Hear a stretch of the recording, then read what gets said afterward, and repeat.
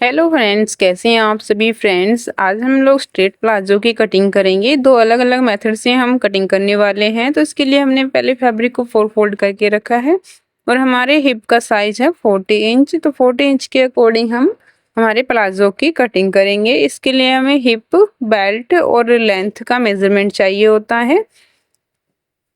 ऊपर की तरफ से हमें पहले एक सीधी लाइन बना लेनी है। सीधी लाइन बनाने के बाद हमें यहाँ से 2 इंच एक्स्ट्रा फैब्रिक छोड़ना है। अगर आप सिंपल प्लाजो की कटिंग कर रहे हैं, लूज प्लाजो या फिर स्ट्रेट प्लाजो की, तो आपको 2.5 से 2 इंच ऊपर एक्स्ट्रा रखना है और 2.5 से 2 इंच आपको नीचे फोल्ड के लिए एक्स्ट्रा रखना होता है।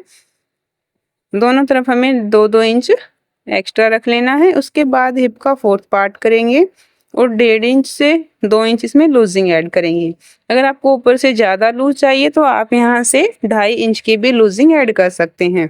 जितना हमने ऊपर निशान लगाया था उतना ही हम नीचे की तरफ निशान लगाकर एक बॉक्स बना लेंगे। 11.5 इंच ऊपर की तरफ लगाया था, 11.5 ही हम नीचे लगाएंगे और 2.5 इंच हम क्रोच के लिए निशान लगाएंगे। अगर आपका हिप साइज 40 है के आसपास है तो आप 2.5 इंच का निशान लगाएंगे। अगर आपके हिप का साइज कम या ज़्यादा है तो उसके अकॉर्डिंग आपको हिप का साइज लगाना पड़ेगा। अगर आपका साइज 30 है या इससे कम है तो आप 2 इंच का क्रोच निशान लगाएंगे। अगर आपका 50 के अराउंड है तो आप 3 इंच का भी निशान लगा सकते हैं। आसन का निशान लगाने के बाद हमें मोरी का निशान लगाना है। जितना भी मोरी का निशान है वहाँ पे हम निशान लगाएंगे। फोल्ड वाली साइड से हमें मोरी के लिए निशान लगाना है और इसके बाद हमें जहाँ हमने 2.5 इंच क्रोच लिया था उसके साथ मिला देना है। ये हमारा सिंपल प्लाजो रहता है। जो 5 मिनट वाला प्लाजो रहता है, ये इस तरीके से हम 5 मिनट वाला प्लाजो कट करते हैं। ये बिल्कुल लूज प्लाजो रहता है। इसे आप नाइट वगैरह में अगर पहनना चाहते हैं तो इस तरीके से आप कटिंग करके पहन सकते हैं। एक हमारा रहता है फिटिंग के अकॉर्डिंग, जिसमें प्रॉपर शेप आती है, तो उस तरीके से भी हम आपको कटिंग करना बताएंगे कि आपको प्रॉपर शेप वाला प्लाजो कैसे कट करना है। इस प्लाजो में हमें ऊपर की तरफ थोड़ा सा डाउन देना होता है। तो डाउन हम यहाँ से 1.5 से 2 इंच पर हम निशान लगाएंगे आसन की तरफ और हम दूसरी तरफ इसको लेंथ वाली साइड में मिला देंगे। हमें लेंथ वाली साइड में इसको डाउन नहीं करना होता और ये हमें फ्रंट पार्ट में ही डाउन करना है। 2 पल्ले लेंगे फ्रंट की और उसमें हमें डाउन करना है। अगर आपका टम्मी ज़्यादा है तो आप इसको 2 इंच भी कर सकते हैं, कम है तो आप इसको थोड़ा कम भी डाउन कर सकते हैं। अगर आप लेंथ वाली साइड से डाउन कर देंगे गलती से तो आपकी लेंथ कम हो जाएगी। तो आपको ध्यान रखना है कि आपको लेंथ वाली साइड से डाउन नहीं करना है, आपको हिप वाली साइड से डाउन करना है और फ्रंट पल्ले में डाउन करना है। अब हमें प्रॉपर शेप के अकॉर्डिंग अगर प्लाजो कट करना है तो हमारा ऊपर का तो सेम रहेगा जितना हम लगाते हैं, आसन का भी हमारा वही रहेगा और बेल्ट का भी वही रहेगा। नीचे से हम मोरी में निशान कैसे लगाएंगे, तो उसके लिए हमें जहाँ पे हमने आसन का निशान लगाया है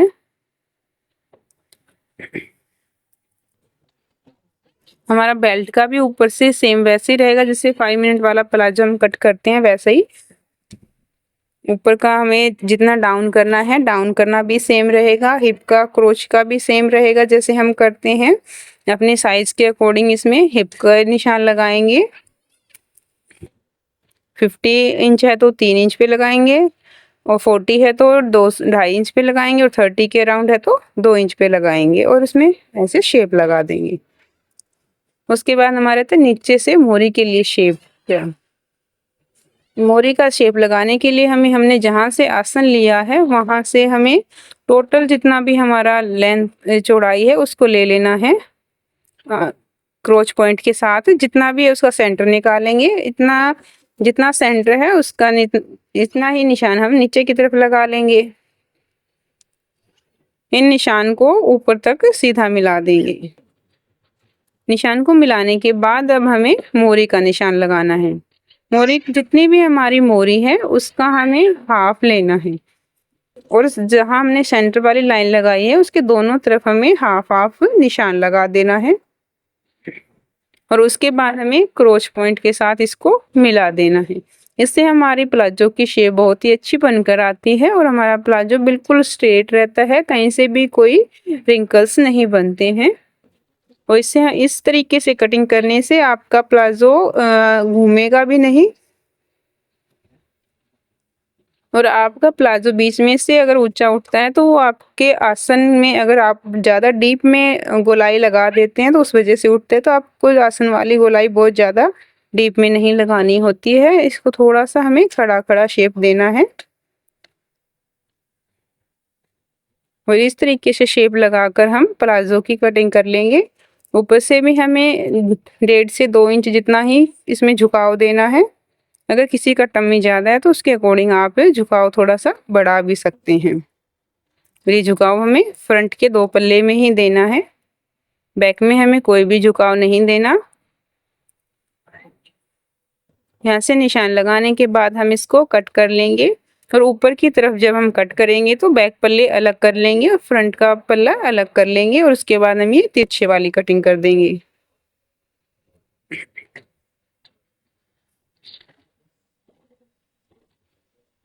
जहाँ जहाँ हमने निशान लगाया है उन्हीं निशान के ऊपर हमें कट करके निकाल देना है।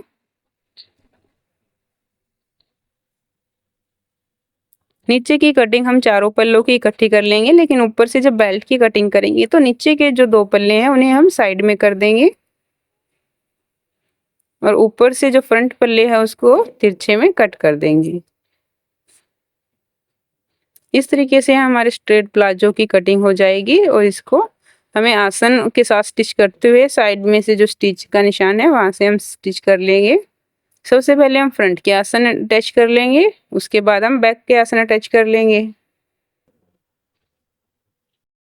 दोनों आसन की सिलाई हमने लगा ली है। आसन की सिलाई लगाने के बाद दोनों फ्रंट और बैक के पल्ले को एक दूसरे के ऊपर रखेंगे और सिलाई की जो सीधी साइड है वो अंदर की तरफ रहेगी और जो सिलाई वाला पार्ट है वो हमारा बाहर की तरफ रहेगा और इस तरीके से सेट करते हुए हम इसमें सिलाई लगाएंगे।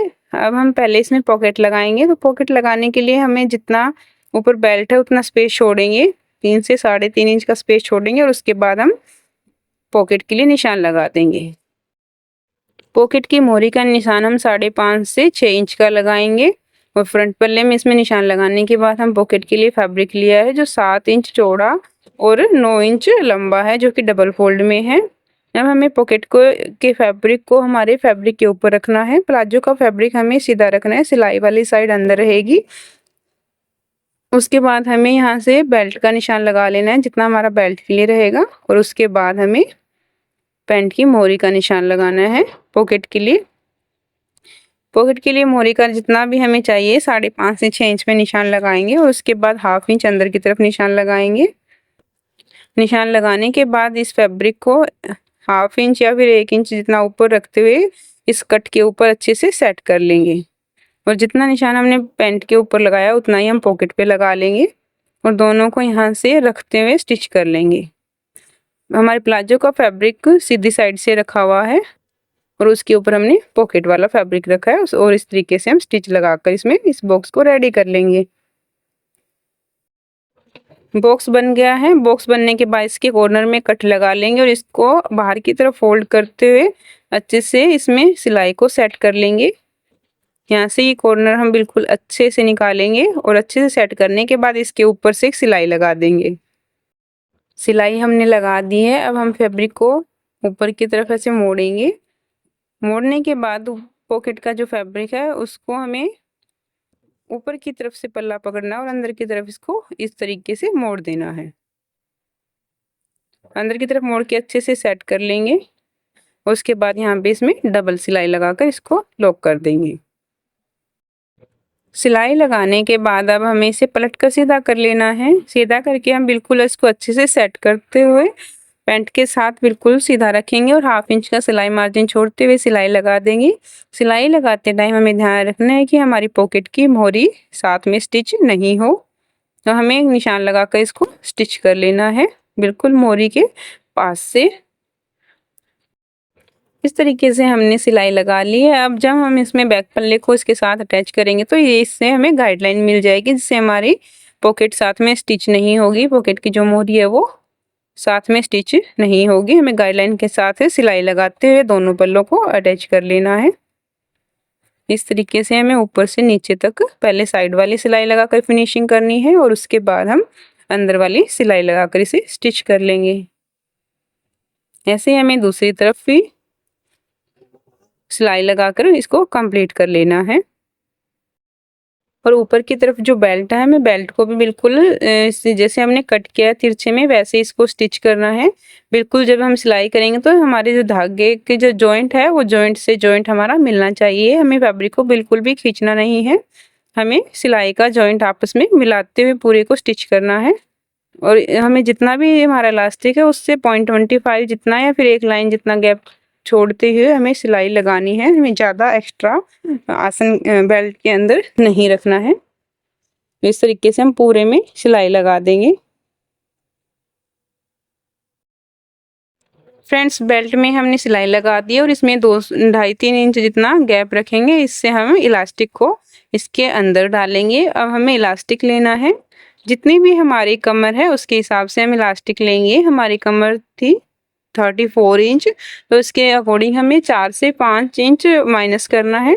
तो 5 इंच माइनस करके हम इसमें इलास्टिक लेंगे। तो मैंने यहाँ से 29 इंच जितना इलास्टिक लिया है।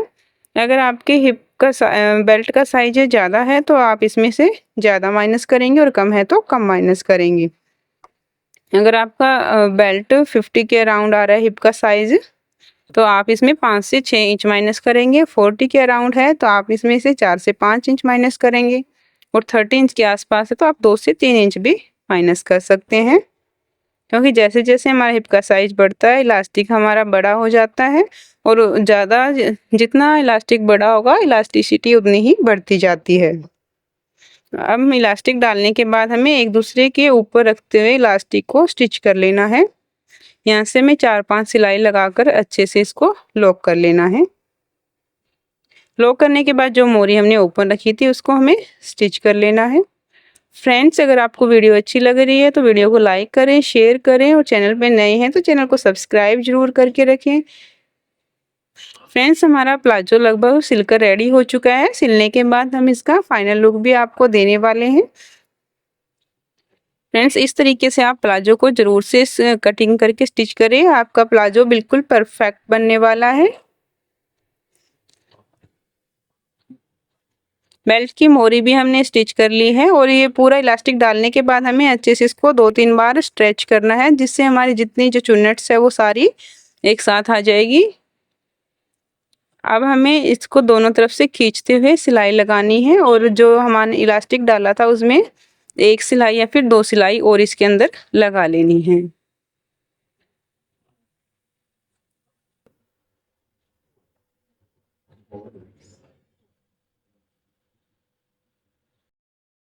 और ये हमारे प्लाजो का फाइनल लुक रहेगा, बिल्कुल स्ट्रेट और बिल्कुल अच्छी परफेक्ट फिनिशिंग के साथ है। कहीं से भी कोई झोल नहीं आएगा और ना ही प्लाजो कहीं से उठेगा।